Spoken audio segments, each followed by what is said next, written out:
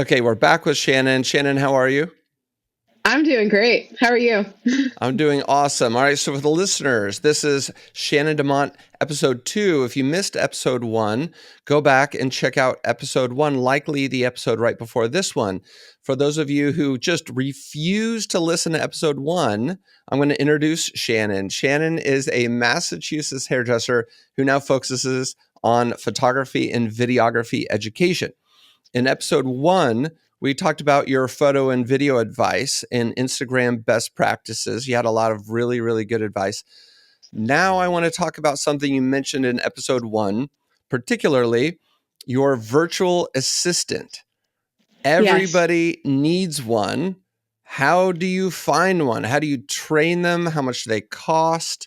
So let's just start talking about virtual assistants. Okay, so this was actually kind of like a long transition, I guess we can say. I started out searching on Fiverr for a virtual assistant, and I had one for about a year. Okay, so hold on. And For those who don't know what Fiverr is, explain what Fiverr is. so Fiverr is a website that you can go to find people that you can hire, like as a 1099. Like they work their own business and you just hire them for projects. Like a gig worker deal. Yes, that's exactly what it is. So I had searched there first. I think when you do like a Google search looking for virtual assistants, that's what comes up.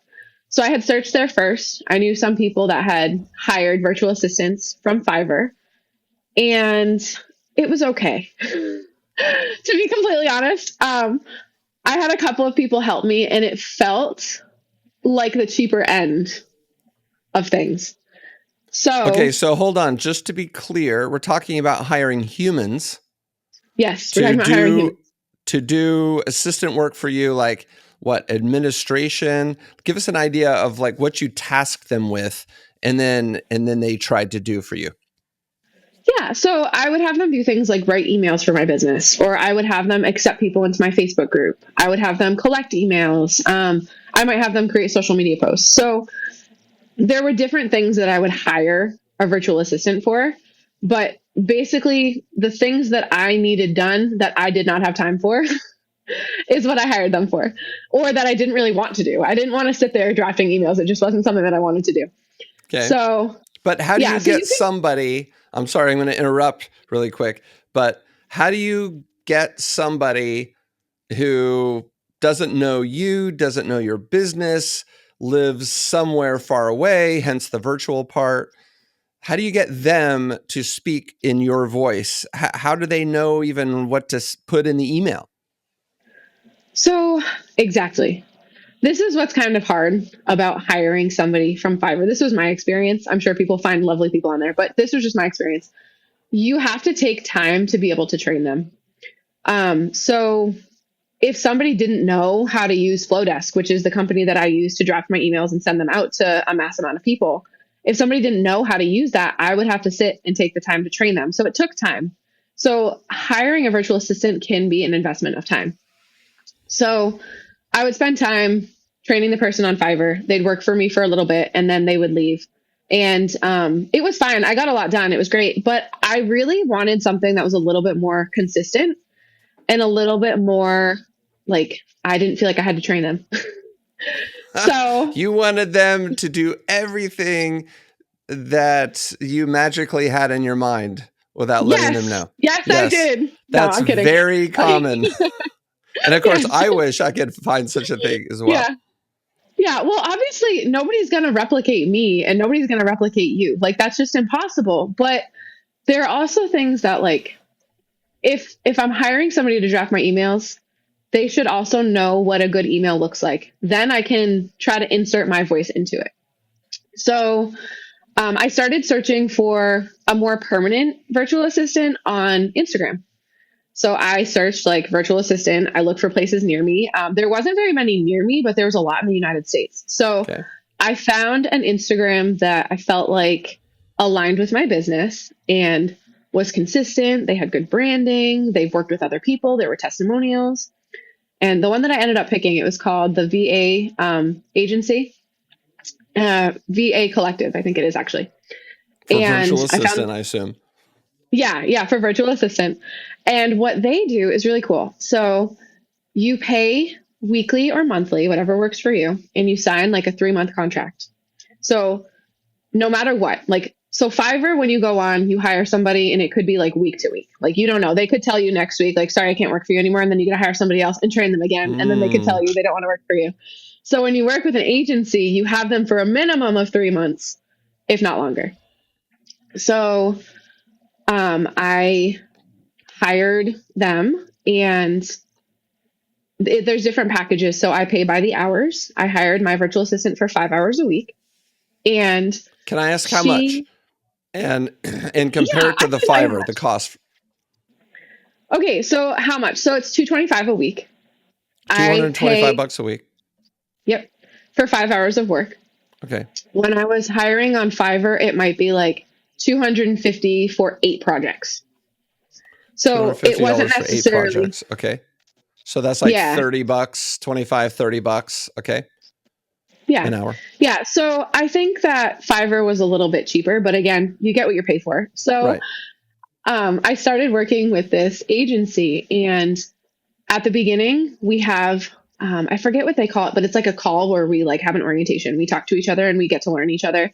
So they figure out exactly what my goals are, what I need help with, and kind of my brand voice. We sit there, we connect, and um, the girl that's helping me has been so incredible. So she knows how to use Flowdesk. She knows how to create what I need. She knows how to like create a brand on Instagram. She knows how to do all of these things. So right now, I've been using this specific girl now for a year. We've been together for a year now. And she knows my brand voice enough to be able to create anything that I want with me just telling her. So we meet Okay. up weekly, virtually, and maybe like 15 minutes, and I just let her know like what's going on in the business, what I'm headed towards, things that I might need extra help on this week. So let's say I need emails drafted. She'll go in and then she'll create emails for me using my brand voice. So everything she creates, she puts it in there, and then I just double check it. And if there's tweaks that I want to make, if I want to make it more into my voice, then I do. I think that having a virtual assistant is such a big help when you're so limited on time. Me, I have an income, but I don't have time. So I would rather pay somebody to do these things for me and do a good job versus me having to spend all of my time away from my kids, spend all of my time like not focusing on the goals that I want to hit because I'm doing all these little administrative tasks. Yeah. Like I said, whether it be letting people into the Facebook group, like that takes a lot of time. It And I don't does. have the time. I don't have the time So to sit there and do that's it. really interesting. Okay, so I have all these questions that reflect my general curiosity. So when she writes an email, let's say one of the things you have her doing for you is she writes emails, and then she sends you the copy for the emails, Mhm. right? Yep. And then you read the copy. You don't just assume that she's doing it right, right? You read Yep. it to make sure that Yep. it's right. Okay. And then um, how often do you have to edit, and like, do you go back and forth? Do you find that like she does a good job right out of the gate? At the beginning, I think there's a little bit more going back and forth just until she figures out exactly what the message is that I'm trying to like send. But I also came up with like, I send them an entire Google folder of like, okay, here's pictures I'd like posted. Here's captions that you can use. Here's the audience that I'm speaking to looks like this. This is the message I'm conveying to them. So just with that, she can make so many different things for me, like emails, Instagram, all of these things that I'm sending her can be repurposed for whatever it is that I'm trying to get across. So yeah, at the beginning, there's a little bit of that like transition of like, okay, Right. this is a little bit, I probably wouldn't say that. So I'm just going to tweak that or whatever. But now after you're working with her, she knows me enough to know what it is that I'm trying to say and convey to other people. And about how long did it take her to get to that point where the training, quote unquote? So for the girl that I'm working with right now, I would say probably a couple of months. Like it was pretty Okay. quick. Yeah, it didn't Yeah. take too long. Maybe like 8 weeks in, she had a good idea and she was doing a lot on her own. Okay.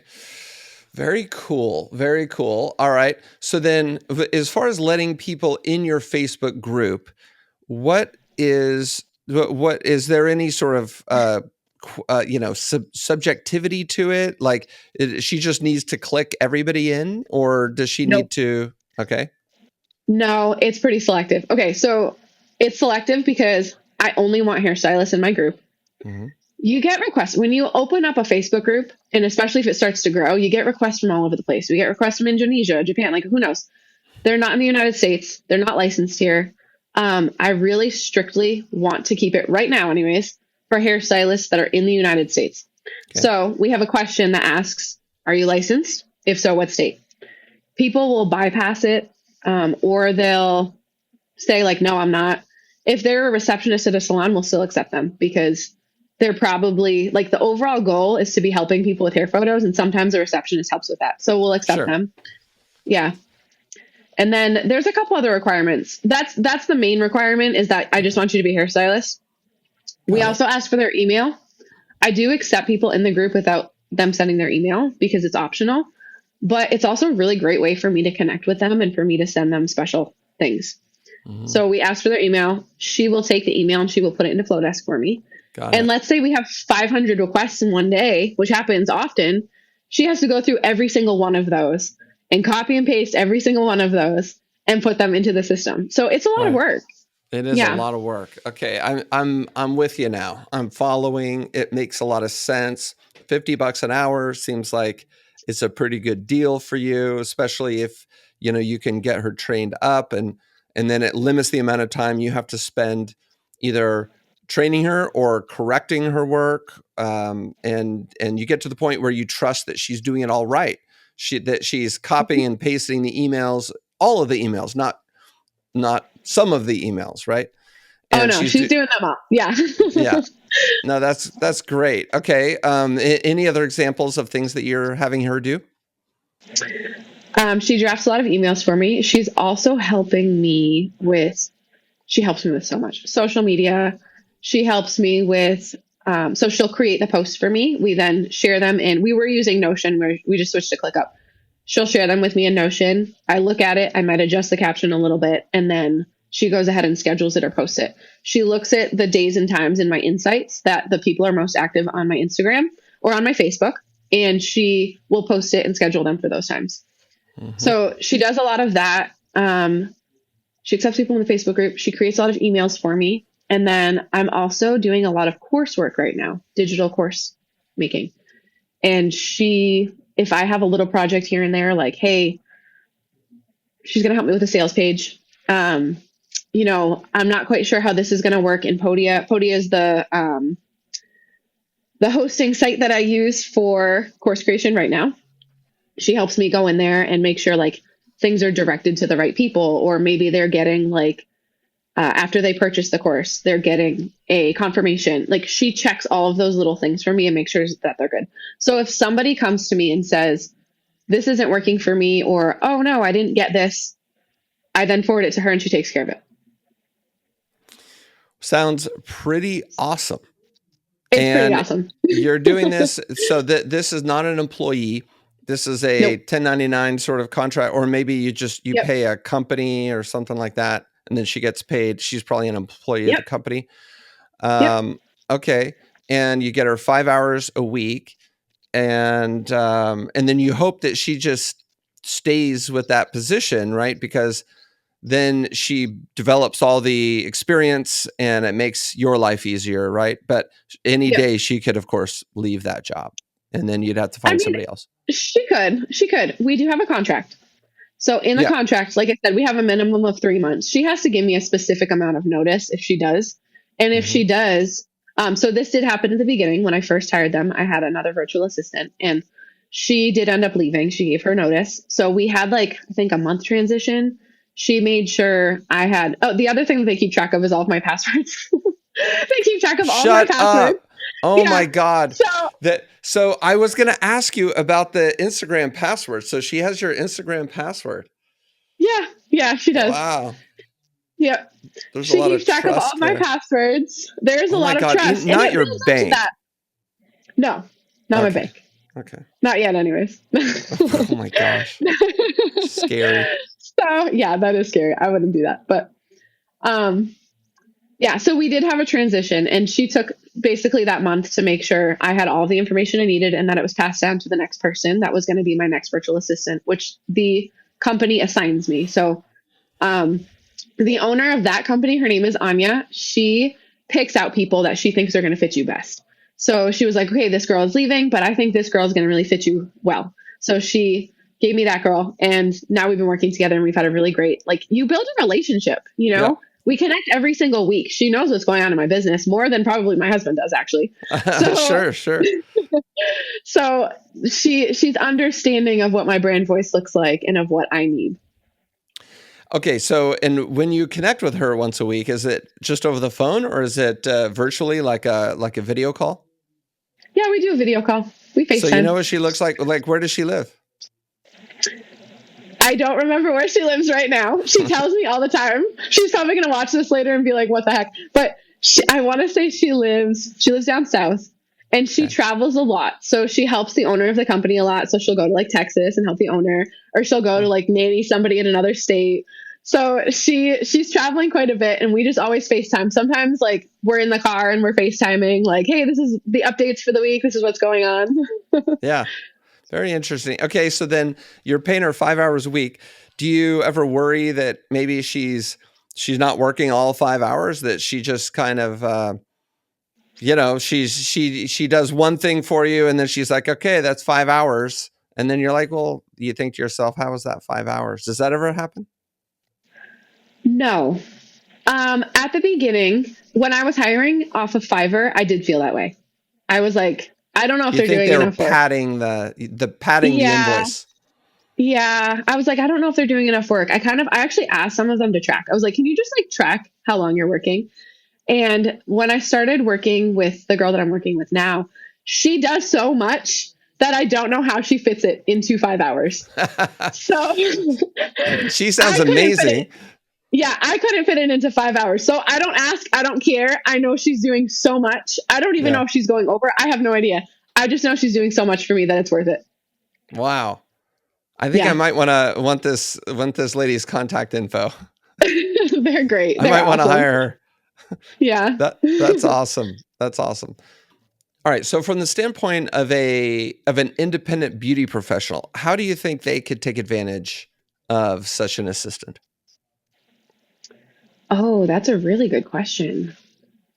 Well, I would say if they're struggling to post on social media, that's a big struggle for a lot of people. Sure.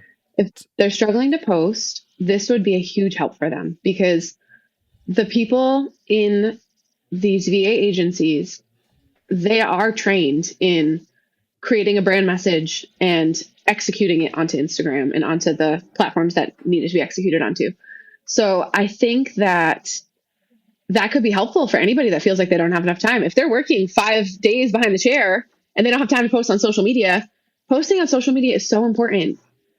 Why not hire it out? You know, you could be Yeah. making enough money. Like I got plenty of money. If you got plenty of money and you don't have any time, hire people out so that way you have more time.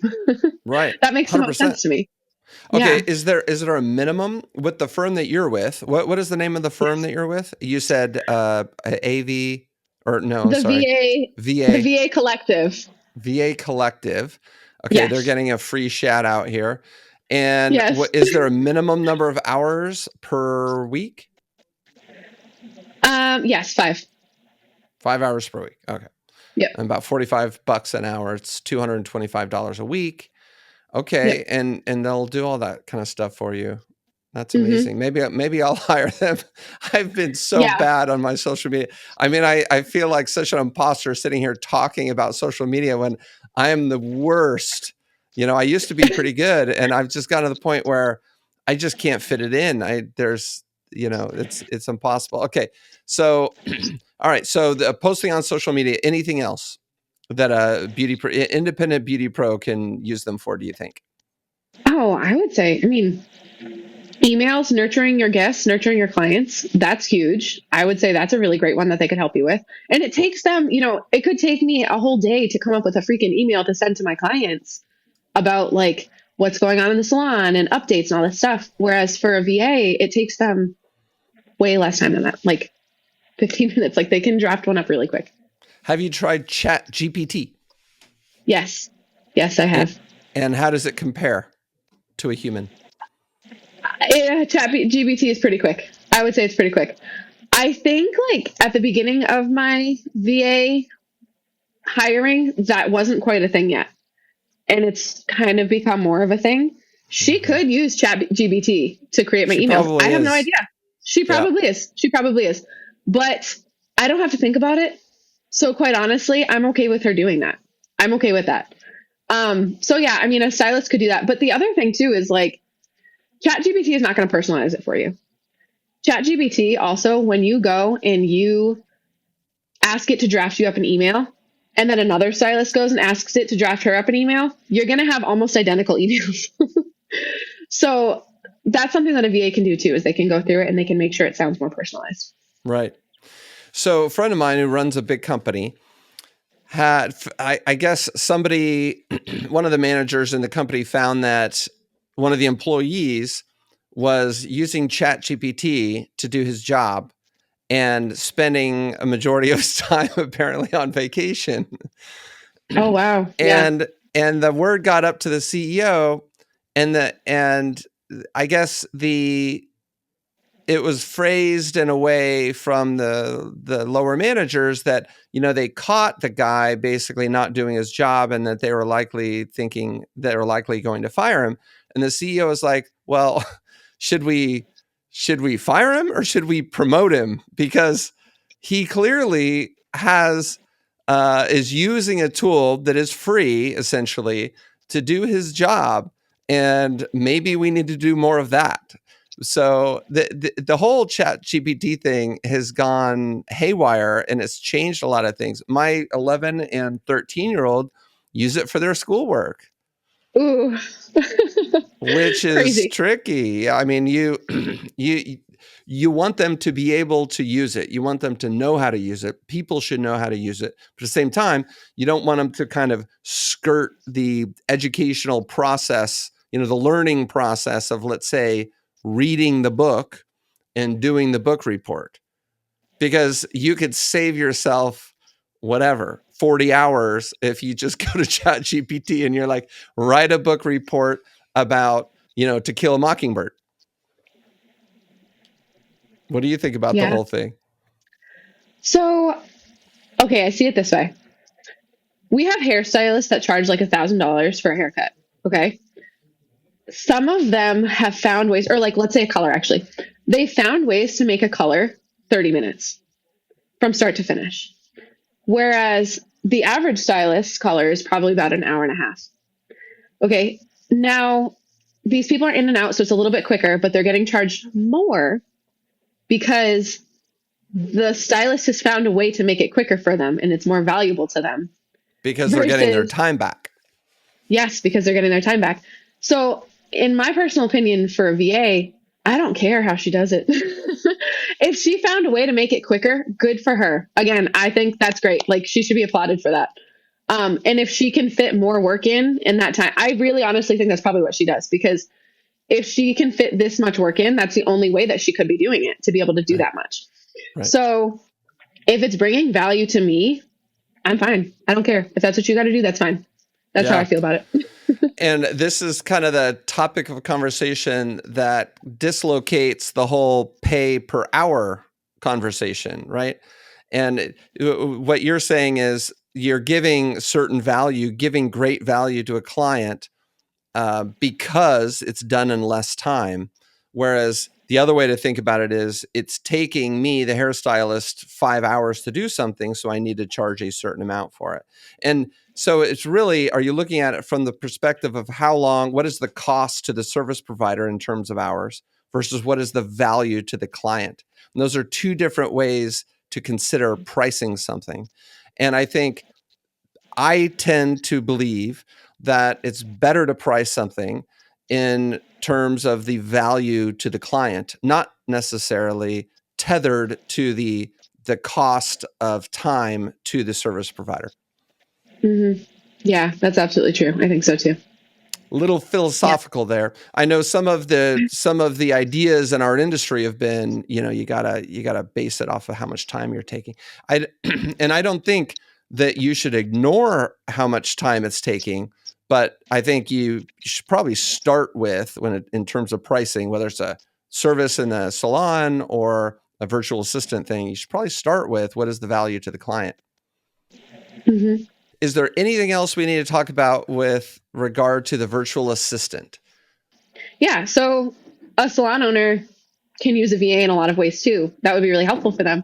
If they have things that they need to schedule out, or if they're using a scheduler and they need help blocking things or whatnot with stylists, events, they also do things like that. That's something that I haven't utilized them for, but they can help out with like planning events, doing a master class, and like moving things in the schedule around for stylists. I think that would be really helpful for salon owners, actually, especially because salon owners, they don't have time. That's what they're lacking. Mm-hmm. So to have that extra help would be really great for them. Yeah, totally. All right. Well, hopefully we've encouraged some listeners who might be able to take advantage of virtual assistants to go out there and seek one and try it out. And listeners, I'd be really, really curious to hear what your experiences are.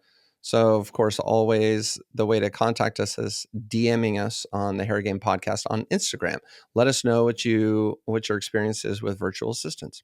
Okay, so Shannon, tell us about your educational offering. This is kind of where your career has led you now. You are you behind the chair anymore, or are you 100% education?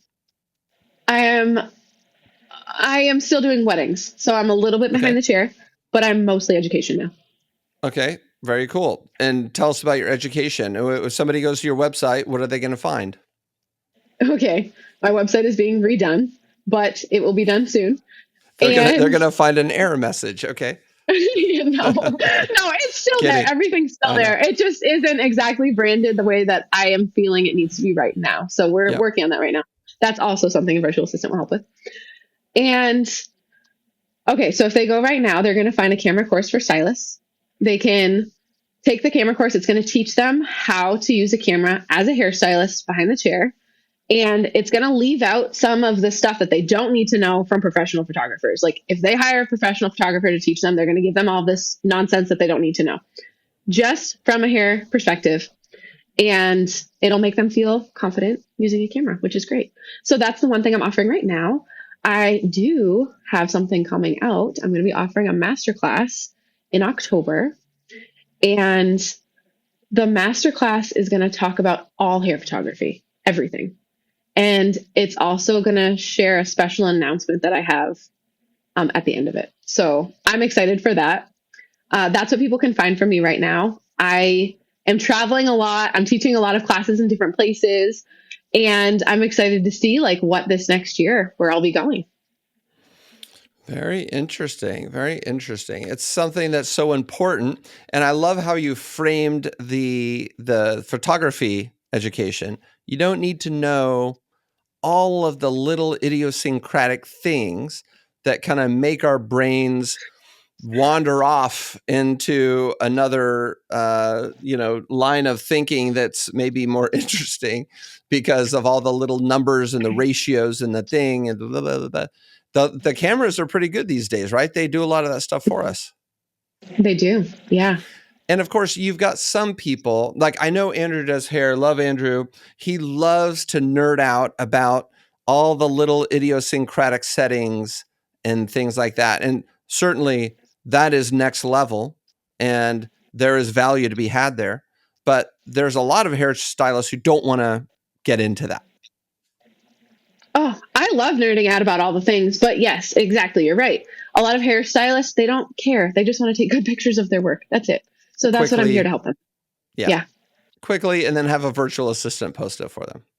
Yep. That's the way. I might try to hire a virtual assistant just for fun, like an experiment. Yeah. Just for fun. We're going to get on the call and she's going to be like, so what do you want me to do? And I'll be like, I don't know. Like, what should I do? And then maybe she'll come up. Podcast. Yeah. And I'll be like, this is kind of an experiment for a podcast. She's like, okay, that's weird. And then she's probably going to be like, I don't think I want to be your virtual assistant. She'll probably kick me to somebody else. I think you'd get hooked. Yeah, Do you you'd think call it so? an experiment, but then you'd get hooked. I mean, and as I'm sitting here, all I can think of is posting on Instagram. But once we stop the podcast, I'm sure a flood of ideas are going to come up in my Yep. mind, and I'll be like, of course, I should have somebody do this and Hmm. that. Yep. That way you have time for the other things that you really enjoy. Exactly. What do you think you would be if you did not become a beauty professional? Ooh, that's a really good question. We could ask your I virtual assistant. I don't know what I would have become because I think that being a beauty professional has led me to all of these things. I'm diving into public speaking. I'm diving into marketing. I'm diving into being a CEO of my own business. I'm diving into traveling and teaching classes. Like, I don't know if all of these things would have happened. So I don't know what my life would have been like without becoming a beauty professional. That's a really good question. I would probably be working a 9 to 5, or I'd be a stay-at-home mom, which I am okay with that too. I'd be okay with being a stay-at-home mom, but it just would be a very different mindset, I think. Mm-hmm, mm-hmm, My brain would be very different. mm-hmm. So, how many years did you spend behind the chair full time? 12. What is the most difficult conversation you ever had with a client in the chair? Oh, okay. I've had a lot of difficult conversations.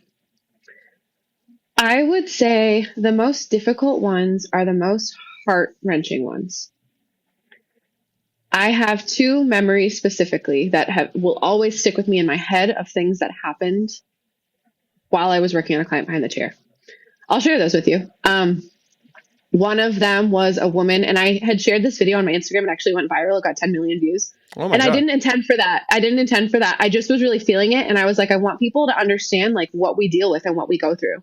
Yep. So this story was a woman that came in and she was so nasty to me. Like, just so rude, wouldn't shake my hand, wouldn't say hi to me. She was giving me the cold shoulder. I had her sit down. I asked her what she wanted to do with her hair. And she just kept telling me, just go mix something. And I was like, okay, but like, I don't know what to mix. Like, do you want me to mix pink? Do you want me to put blue? Like, do you want blonde? What do you want? And she kept saying that and freaking out. I was pulling out magazines, trying to show her. And she started to break down crying, like sobbing. And I was a fresh stylist at this point. So Oh I'm boy. looking at her like, what the heck is happening right now? And there was other people in the room. The other people were kind of like also eyeing, like, what is going on right there? And she grabbed me and hugged me. And I was like, okay. And she said to me, I just got diagnosed with cancer. Oh. And this is the last time I'm going to be able to do my hair before it falls out. Oh. And I just want to feel pretty. That's it. I just want to feel pretty. So I looked at her, cried a little bit, hugged her, and I was like, okay, we're going to make you feel pretty.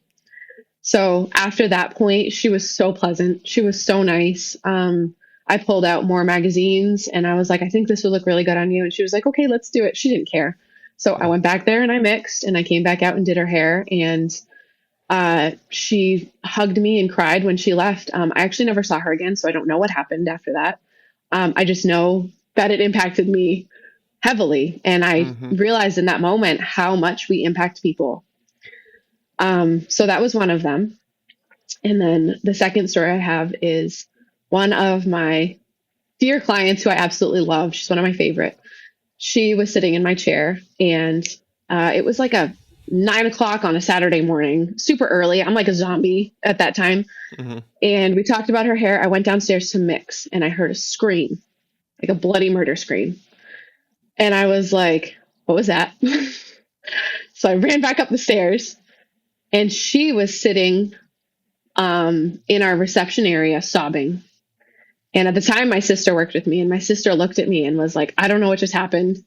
And I looked at my client and she couldn't make a word. And she was staring like beyond, like she wasn't looking at anything. She was just staring. So I came and I sat next to her and I rubbed her back and I was like, what's going on? And she lifted up her phone and she was shaking so much it fell on the ground. And she looked at me in the eyes and she said, my dad just died. Oh. And I said, okay. And I said, okay, all right. Do you want me to drive you somewhere? What do you want me to do? Like, She was like, nope, nope, I'm going to pay you. And I was like, you're not going to pay me. I didn't even do your hair. Like, nope, I'm going to pay you. Nope, you're not paying me. I walked her to the door and I said, do you need me to drive you? And she said, no. And I said, okay. She left, and her dad had a heart attack. And she actually lived further away. She lived, I want to say, like 45 minutes away. And we just happened to be like, our salon was near her dad's house. So had she not been in our salon that morning, it would have taken her a long time to get there, but she was actually like down the road. So she drove there and she was able to be with her family immediately. And after that, she had come for repeat appointments and she had a hard time. Obviously, she was like so apologetic. And I just told her, listen, you don't ever need to apologize for that. You know, none of us know how we're going to react in that situation. And you don't need to worry about it. Like, it's okay if you want to talk about it. So we talked about it the rest of the appointment, and she was nervous about coming back, but she said, you know what, you made me feel so much better. And I'm just so glad that I was here when it happened.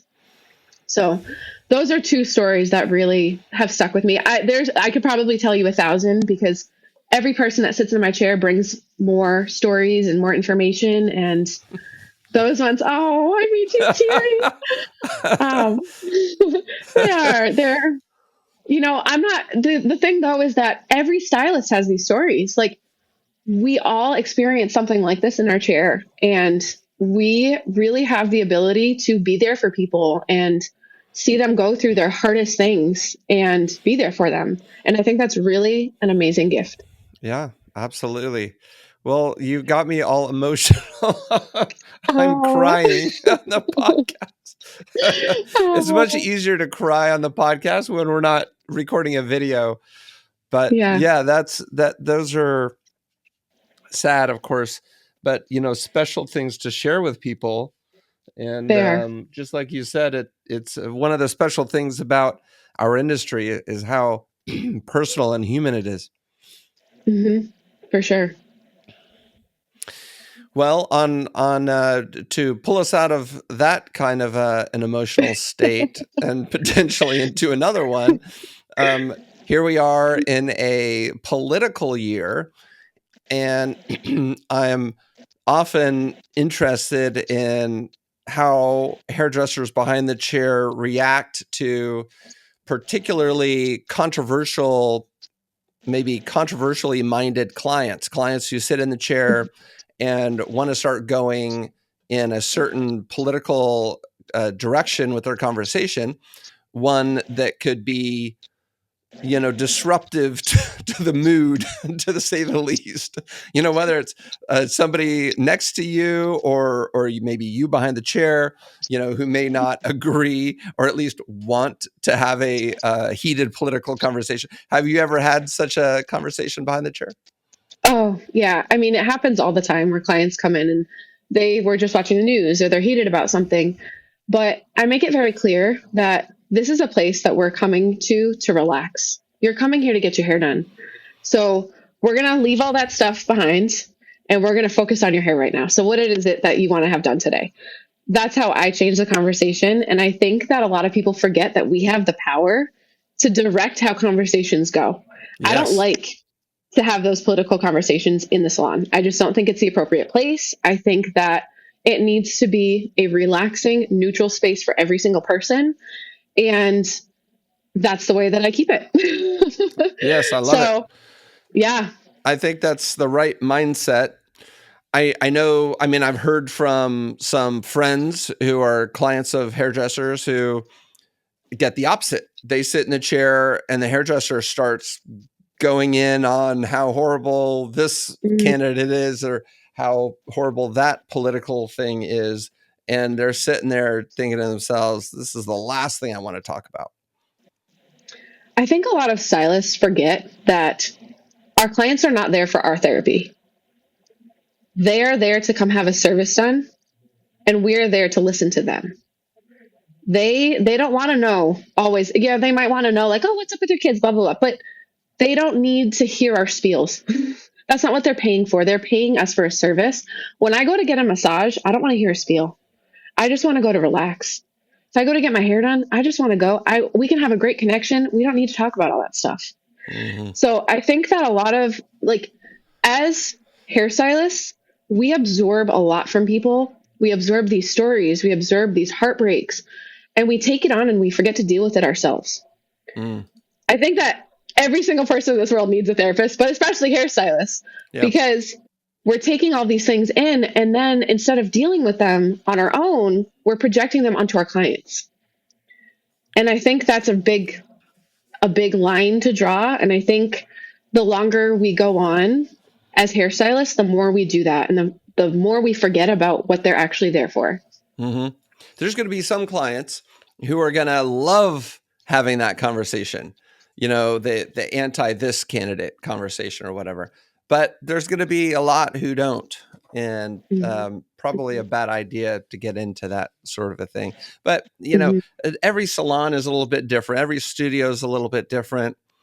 And I bet there are some hairstylists who kind of craft their clientele around, their personality and what they want to talk about. And that's fine too. To each their own. It's another cool thing about this industry is we're an industry who interacts with almost every single human, right? That needs to get their haircut. And so there's different types of environments for every different kind of client. If you could wave a wand and change anything about the industry at all right now, what would it be? I would say a limited mindset. I think a lot of hairstylists that I run into have a limited mindset. I can't do this because of this. I can't do this because of this. I can't cut down my hours because of XYZ. I can't make more money because of XYZ. I feel that, and I don't know why. I don't know if it's the person that it attracts, but our industry attracts and has this limited mindset of you can only do things this way or blah, blah, blah. But if you reach outside of our industry, which is where I get a lot of my inspiration from, they're entrepreneurs doing whatever the heck they want to because they can. And we can do that too. I think that we forget that though. We think like, this is the way it has to be done. And this is what I was taught in school and blah, blah, blah. No, it doesn't have to be that way. I love that. That's fantastic. I don't think I've ever gotten that response to that question, but I absolutely love that. Do you have any hair horror stories? Most recently, I had someone who came in, and after I explained the expectations to her, she still wasn't unclear. We also had a little bit of a language barrier. So I think that was part of it. And she had come in late, which was a problem. And how late? 15 minutes late. Okay. So, it cuts off some time that we need. Oh yeah. And she had black hair and she wanted to go blonde. And I do a lot of that. So for me, that's not a big deal. It's like, okay, but I set the expectation and I tell them ahead of time, listen, I've never done your hair before, especially. This could take like 6 tries. I have no idea. And so are you okay with that? Client who's late, right? Yes, always. The one that you need extra time for. Yes. And she was great. We did a whole, I have consultations ahead of time. I have them fill out a form. Like she was great up until that point. And then I was like, what's going on? She was very sweet the whole appointment. And so I said, I pulled up pictures of orange and I was like, are you okay with this? And she was like, yep. Okay. Sounds great. Super excited. Can't wait.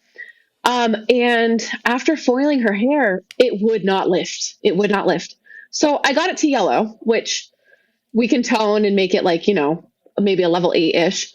I got it to yellow and I put her under heat for like a half hour. Like nothing was breaking through this hair. And finally, I got it to lift. And when she left, we took pictures. I always take before and after pictures because then you have evidence of what is happening. Like this is what it looked like before. This is what it looked like after, just in case they try to refute it. And I took pictures. She loved it, thought it was great. And then the next week, she said she wished that she had had more. And I said to her, okay, like we talked about this. I can only do so much in so much time. You were a little bit late. That's okay. It's not a big deal. But, I only had this much time to do it. And I told you that it would take up to, probably 6 appointments. Usually I can do it in like 2 or 3, but I like to tell them more just in case. Yeah. And she was like, nope, that's not what I expected. My boyfriend said it looks awful. Oh God. And I was like, okay, I don't know what to tell you. Oh God. So I just said, this is what we agreed on. Don't know what to tell you. I have them sign something that agrees to all of that too. So like I had my back covered. So she went to the owner, complained, and the owner was like, listen, my girls are all booth rent. Like, I don't know what you want me to do. Like, I didn't take the money. Yeah. So she offered to, like, you know, again, have her come back in, whatever. Nope, didn't want to do that. So she ended up. She didn't want to go back in. No.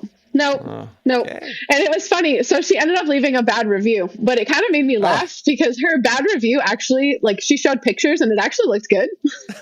So I commented below and I was like, here was the before with the after. And you could see a big difference in the after. I was like, that actually looks really good. So it kind of just made me laugh a little. I was like, okay, but she tried to refute it on the credit card, which was the part that actually bothered me. And I was like, okay, wait a minute. I spent 3 hours doing this for you. Right. And you agreed to it. You loved it. And now, because your boyfriend says he doesn't like it, you're going to try to fight it. Okay. Right. But the credit card company reached out to me. I guess they go through the booking system. So Vagara reached out to me and they were like, hey, do you have photo evidence that this service was completed? And I did. So tough luck. That was it. Yeah. Yep. Well, that's very instructive. Happen, but yeah, no, I love that. Thanks for sharing that. I think it's very instructive. These are the things that we deal with in this industry. And, you know, we deal with, have tough skin. Yeah, we deal with the whims of the boyfriends, and the boyfriends are not the ones who are signing the release. And so, yeah, that's really interesting. All right. Well, this has been really fun. Any last words for the community? I don't think so. I think that was great. We covered a lot. I think we covered a lot. And thank you so much, Shannon. This was fantastic. Yeah, thanks for having me. This was a lot of fun.